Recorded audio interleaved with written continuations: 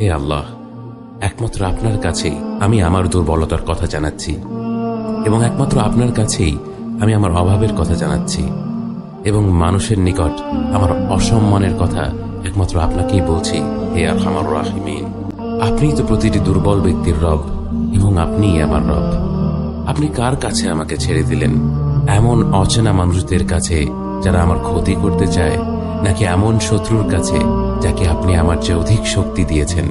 হে আল্লাহ, যদি আপনি আমার উপর রাগ না করে থাকেন তাহলে এর কিছুতে আমার কিছু আসে যায় না, কিন্তু আপনার আশ্রয় পেলে আমার পরিস্থিতি আরেকটু সহনীয় হবে। হে আল্লাহ, আমি আপনার চেহারার নূরের কাছে আশ্রয় চাই, যা সব অন্ধকারকে উজ্জ্বল করে দিয়েছে, যা দুনিয়া এবং আখিরাতের সব বিষয়ের সংশোধক। আল্লাহ, আপনার রাগ এবং অসন্তুষ্টি থেকে আমি রেহাই চাই। আল্লাহ, এ সব কাজই শুধু আপনাকে খুশি করার জন্য করা, এবং আপনি ছাড়া কোনো শক্তি নেই, কোনো ক্ষমতা নেই।